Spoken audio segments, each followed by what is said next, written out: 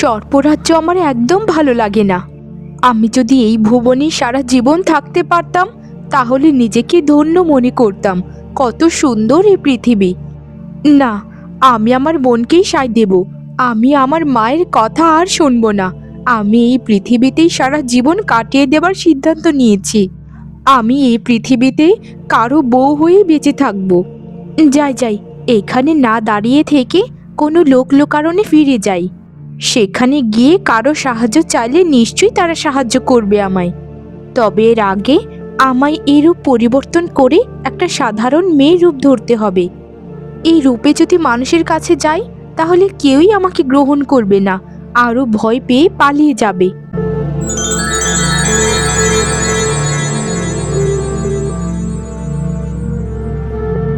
বাড়িতে কি কেউ আছেন? থাকলে দয়া করে আমায় একটু সাড়া দিন না, আমার খুবই খিদে পেয়েছে। বাড়িতে কি কেউ আছেন? না, এই বাড়িতে তো কারোরই সাড়া পাওয়া যাচ্ছে না। মনে হয় নেই। এখান থেকে না হয় চলে যাই।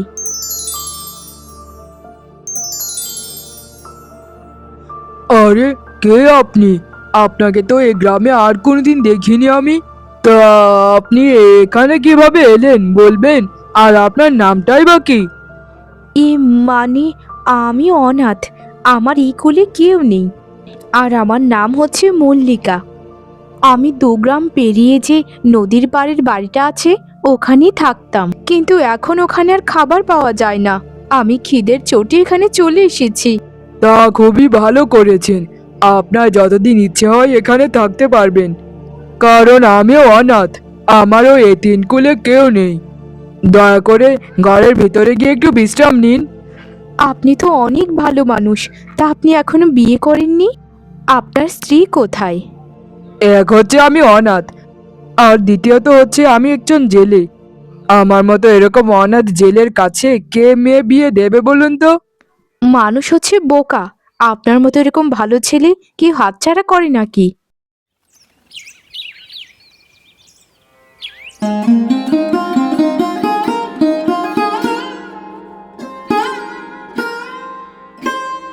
বলছিলাম যে মল্লিকা, আমি তো খুবই গরিব জেলে, তাই আপনাকে মাংস ভাত খাওয়ানোর মতো আমার সামর্থ্য নেই। আপনি এই কটা চালের রুটি আর এই সবজিটা দিয়ে খেয়ে নিন। পরে আমি না হয় বিকেলে বাজার থেকে একটু ভালো মন্দ আনিয়ে নেবক্ষণ। আহারি, ওরকম কোনো সমস্যা নেই। আমি সবকিছুই প্রায় খেতে পারি। একটা জিনিস আমার খুবই পছন্দের, যেমন আমি দুধ খেতে খুবই ভালোবাসি। আরে বাবা, এরকম মেয়ে তো আমি জীবনেও দেখিনি যে কিনা দুধ খেতে ভালোবাসে। আপনি সাপ নাকি? আরে না না না না না না না, এরকম কোনো ব্যাপার নয়। আমি সাপ হতে যাব কেন? আমি তো মানুষই। আপনি যে কি বলেন না।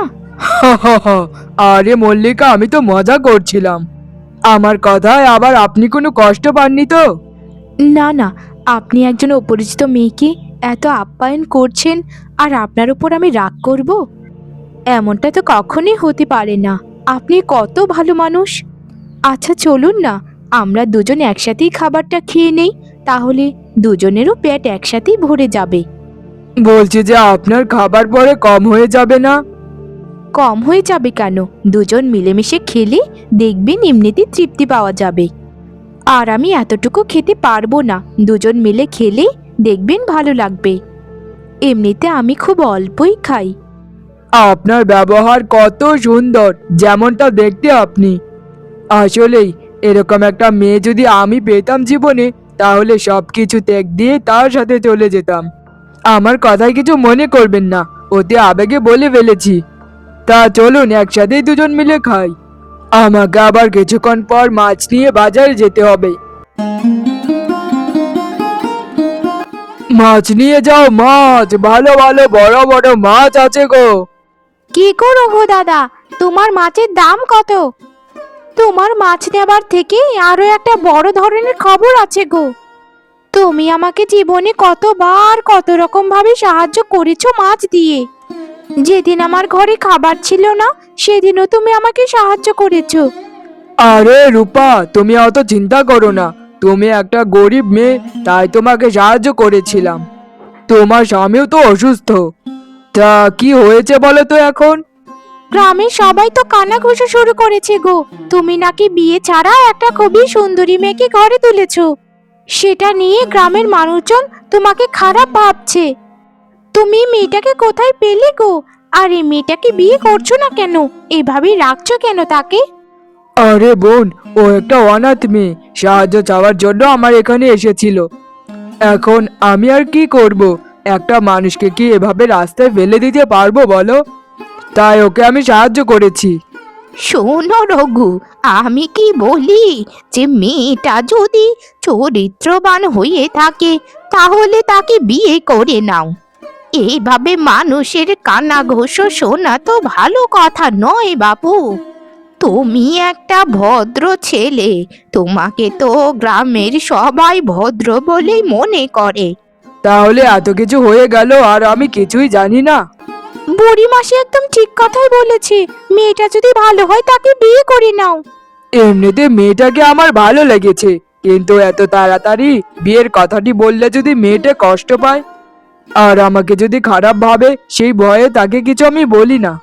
লোকজনের কাছ থেকে শুনেছি তোমার মা বাবা নাকি খুবই ভালো ব্যক্তি ছিলেন। তোমার মা বাবার নামটা অন্তত ধরে রাখতে হবে তোমাকে। তুমি বিয়ের ব্যাপারে তার সাথে খুবই তাড়াতাড়ি আলোচনা করে ফেলো। এতেই তোমার মঙ্গল, না হলে ওই অনাথ মেয়েটার জীবনটা দুর্বিষহ হয়ে উঠবে। তোমায় অনেক ধন্যবাদ বোন। ঠিক আছে, তোমাদের মাছ লাগলে নিয়ে যাও, আর আমি কিছুক্ষণ পরে বাড়িতে যাব। আমি বিশ্বাসও করতে পারি না যে মানুষের ব্যবহার এত ভালো হয় কি করে। আমি আমি এই বাড়িতেই সারা জীবন থাকতে চাই। কিন্তু সকাল থেকে যে মা এত ডাকাডাকি কেন করছে আমায়, সেটাই বুঝতে পারছি না। আমাকে যেভাবেই হোক আজকে মায়ের সাথে দেখা করতে যেতেই হবে। উনি তো বাজারে মাছ বিক্রি করতে গেছেন। তিনি আসার আগে আগে আমাকে আবার বাড়ি ফিরতে হবে।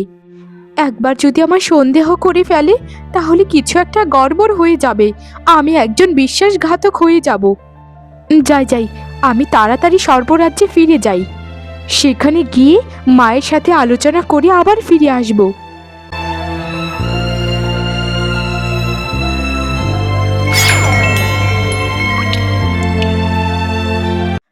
না কন্যা, এটা তুমি একদম ভালো করছো না। আমি আমার দিব্য দৃষ্টি দিয়ে তোমাকে দেখেছি, তুমি একটা মানুষের বাচ্চার বাড়িতে উঠেছো। তুমি নাগ রাজ্যের নাগরানের কন্যা। তোমার কি একটুও বাজছে না? এরকমটা করার কি মানে সেটা আমায় বলো আগে। মাতা, আমি এই নাগরাজ্যে জন্মগ্রহণ করেছি ঠিকই, আমিও একজন সাপ, কিন্তু আমার যে ভালো লাগে না এই নাগরাজ্য। আমি ওই পৃথিবীতে বাঁচতে চাই। ওই পৃথিবী কত সুন্দর, আর পৃথিবীর একজনকে আমি ভালোবেসে ফেলেছি। তাই এখন পৃথিবী থেকে ফেরা আমার পক্ষে আরো অসম্ভব। এটা তুমি কেমন কথা বলছো? তুমি একজন নাগ কন্যা হয়ে এরকমটা বলতে তোমার লজ্জা করছে না? তুমি শেষে একটা মানুষের ঘরের বউ হবে। জানো তুমি এর পরিণতি কি হতে পারে? আমি তোমায় আদেশ করছি, তুমি আর কখনো ওই পৃথিবীতে ফিরে যাবে না। মাতা, আপনার এই আদেশ অমান্য করতে আমি বাধ্য হচ্ছি, কারণ এটা কখনোই সম্ভব নয়। আমি রঘুকে কখনোই ভুলতে পারবো না। তাকে যে আমি মন থেকে ভালোবাসি, তাকে যে আমি মন থেকে চাই। আমি নাগরাজ্য ছেড়ে আবার ওখানে চলে যাব। ঠিক আছে, তুমি তোমার জেদ ধরে থাকবে তো? এর পরিণতি কিন্তু ভালো হবে না, আমি বলে দিচ্ছি। আমি তোমার মা বলে তুমি সব কিছুতেই পার পেয়ে যাচ্ছ, কিন্তু এখন আমি তোমার সাথে নাগ রানীর মতোই আচরণ করব, যেমনটা আমি শ্বেত সাপের সাথে করেছিলাম। তোমার ঘটনাটি নিশ্চয়ই মনে আছে। শ্বেতসাৎ আপনাকে অপমান করেছিল, তাই আপনি ওনাকে ওনার শাস্তি দিয়েছেন। কিন্তু আমি তো কোনো অপরাধ করিনি। আমি তো শুধু একজন মানুষকে ভালোবেসে ফেলেছি।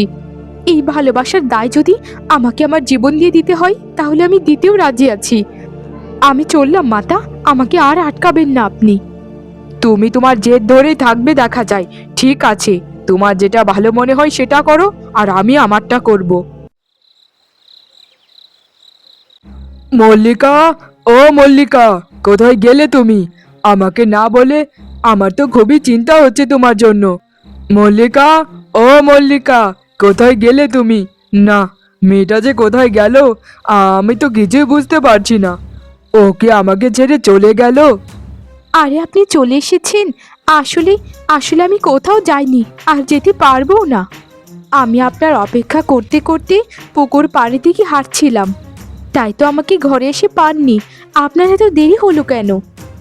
এই তো এই তো তুমি মল্লিকা, আমি তো খুবই ভয় পেয়ে গেছিলাম। যাক যাক, বিধাতা বাঁচিয়েছে আমাকে। মল্লিকা, আমার তো খুবই বড় একটা সমস্যা হয়ে গেছে। গ্রামের মানুষজন আমাকে আর তোমাকে নিয়ে কানাঘুষো শুরু করেছে। এখন আমি কি করব মল্লিকা, বলো তুমি? আমার যে কিছু আর করার নেই। আচ্ছা, একটা সত্যি করে কথা বলুন তো, আপনি কি আমায় ভালোবাসেন না? এ, মানে মল্লিকা, হ্যাঁ হ্যাঁ হ্যাঁ, আমি তোমাকে খুব ভালোবাসি, কিন্তু আমি তো অনাথ। আমার কুল নেই, কিনার নেই। আমি একটা জেলে সামান্য। রঘু, আপনি চুপ করুন। আমিও আপনাকে খুব ভালোবাসি। আপনার কেউ নেই, আমারও তো কেউ নেই। চলুন না, চলুন না, আমরা দুজন মিলে একটা সুন্দর সংসার গড়ে তুলি।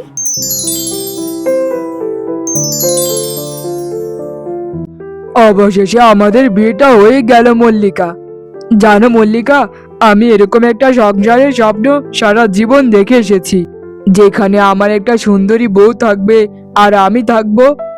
আমিও সারা জীবন এই স্বপ্নটাই দেখেছিলাম যে আমার স্বামী খুবই ভালো মানুষ হবে, আর আমি যেন তার সাথে সারা জীবন সুখে দুঃখে থাকতে পারি। সেটাই সবসময় স্বপ্ন দেখতাম আমি। আচ্ছা, তোমায় একটা কথা জিজ্ঞেস করি, মন থেকে বলবে কিন্তু। বলো না মল্লিকা, কি কথা বলবে আমায়? আমি এই যে তোমায় ছুঁয়ে বলছি, মন থেকে উত্তরটা দেব। আচ্ছা, ধরো এরকমটা কোনোদিন হলো যে আমি মানুষই নই, তাহলে কি তুমি আমাকে ছেড়ে চলে যাবে? এটা সত্যি করে বলো আমায়। এটা কেমন প্রশ্ন মল্লিকা? তবে এই প্রশ্নের উত্তর কি জানো? তুমি যদি একটা ছোট পোকাও হয়ে যাও না কেন, আমি তোমায় ছেড়ে যাব না। আমি বিধাতার কাছে চাইবো যে আমিও যেন তোমার মতোই একটা পোকা হয়ে যাই, তাহলেই তো দুজন সারা জীবন থাকতে পারবো। তুমি আমায় এতটা ভালোবাসো? আসলে এত ভালোবাসা আমি কোথায় পাবো আর কোথায় বা রাখবো? আমার জীবন ধন্য হয়ে গেল তোমার মতো স্বামী পেয়ে। আমি নিজেকে এত ভাগ্যবতী মনে করছি যা এই পৃথিবীর কেউই হবে না। তোমার মতো মেয়েকে পেয়ে আমি আরো নিজেকে ভাগ্যবান মনে করি। তোমার কত বড় জায়গায় বিয়ে হতো, কিন্তু তুমি আমার মতো একটা সাধারণ জেলে আর অনাথকে বিয়ে করেছো।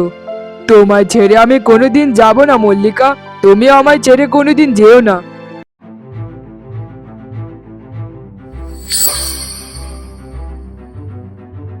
মায়ের হুমকিগুলো শোনার পর থেকে তোমার পেছন পেছন সবসময় থাকতাম আমি, কিন্তু চোখের পলকে তোমাকে কোন সাপে দংশন করে চলে গেল।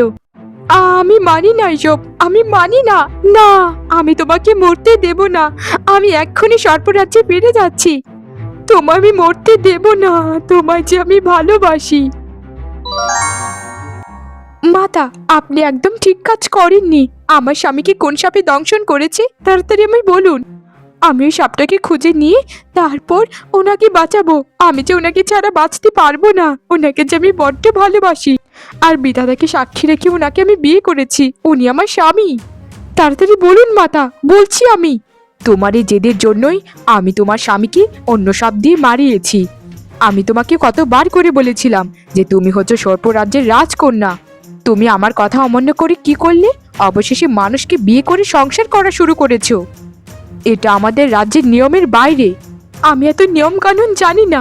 আমি শুধু জানি আমার স্বামীকে আমি সুস্থ করে তুলবো, যে কোনো মূল্যেই হোক। যদি তা নিজের জীবনের বিনিময়ে হয় তাহলেই করব। আপনি আপনার নিয়ম নিয়ে পড়ে থাকুন, আমি আমার নিয়মে চলবো।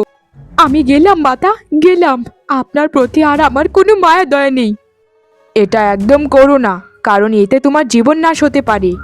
তুমি একটা সাধারণ মানুষের জন্য এত কিছু করতে পারো? ছি, আমার ভাবতেও লজ্জা লাগছে। তুমি সর্পরাজ্যের সকল নিয়মকানুন ভেঙে এই সর্পরাজ্যকে কলুষিত করেছো। আমি যখন কলুষিত করেছি, তাহলে আমি সর্পরাজ্য ত্যাগ করে সারা জীবনের মতো চলে যাচ্ছি। আর কোনোদিন এই সর্পরাজ্যে আমি ফিরে আসবো না। আপনি এই রাজ্য নিয়ে ভালো থাকুন, আপনার প্রজাদেরকে নিয়ে।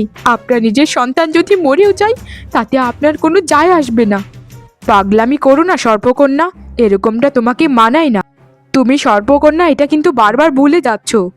তাও আবার সাধারণ কোনো নয়, এই রাজ্যের রাজকন্যা। আমি তোমাকে মা হিসেবে বাধা দিচ্ছি বারবার। মানুষরা ভালো নয়, তারা তোমাদেরকে নিজেদের স্বার্থে ব্যবহার করবে, তারপর আবার ছুঁড়ে ফেলে দেবে। মানুষ কিন্তু বড্ড স্বার্থপর হয়, সেটা তুমি সময় পেলেই টের পাবে। আপনি ভুল জানেন মাতা, আপনি ভুল জানেন। আমার স্বামী এরকমটা নয়। আমি আমার শরীরের পুরোটা বিষ দিয়ে আমার স্বামীকে সুস্থ করে তুলবো এক্ষুনি।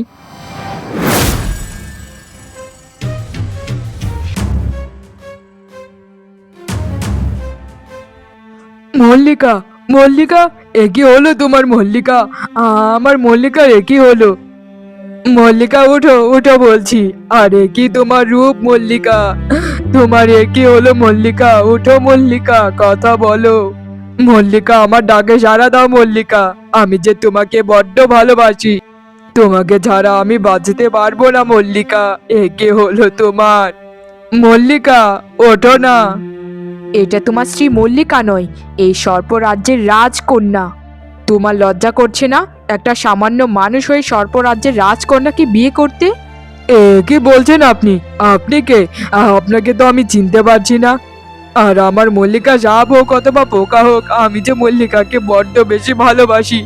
আপনাকে হাত জোর করে বলছি, আমার মল্লিকাকে বাঁচিয়ে তুলুন। মল্লিকাকে ছাড়া যে আমি বাঁচতে পারবো না, আপনার দুটো পায়ে পড়ছি। সত্যি তুমি মল্লিকাকে এত বেশি ভালোবাসো?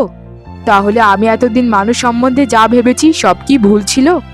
তুমি মল্লিকার জন্য তোমার এই মানুষ জীবন ত্যাগ করতে পারবে? পারবো পারবো, 100 কোটি বার পারবো। শুধু বলুন আমাকে কি করতে হবে। আমি যে মল্লিকাকে সুস্থ দেখতে চাই। দয়া করে বলুন, দয়া করে বলুন আমাকে কি কি করতে হবে। তোমার মানুষ জীবন ত্যাগ করে তোমাকে মল্লিকার মতোই একজন সাপ হয়ে বাঁচতে হবে। তুমি আর কখনোই এই ভুবনে ফিরতে পারবে না, তোমাকেও একজন নাগ হয়ে যেতে হবে। সেটা যদি তুমি পারো, তোমার মানব জীবনকে ত্যাগ করতে পারো, তাহলেই তুমি মল্লিকাকে সুস্থ সবল দেখতে পারবে। আমাকে তাহলে এখনই সাপ বানিয়ে দিন, এখনই বানিয়ে দিন। আমি যে মল্লিকাকে ছাড়া এক মুহূর্ত থাকতে পারবো না। ঠিক আছে, তাহলে চলো আমার সাথে। তোমাকে আমি মানব জীবন থেকে সাপ জীবনে রূপান্তরিত করব। তখন তুমি মল্লিকার সাথে সারা জীবন কাটিয়ে দিতে পারবে। তুমি এখানে থাকো মল্লিকা, আমি যাচ্ছি মল্লিকা, আমি যাচ্ছি। আমি খুব শীঘ্রই তোমার কাছে ফিরে আসব। আমার যে তোমাকে এরকমটা দেখতে একদম ভালো লাগছে না।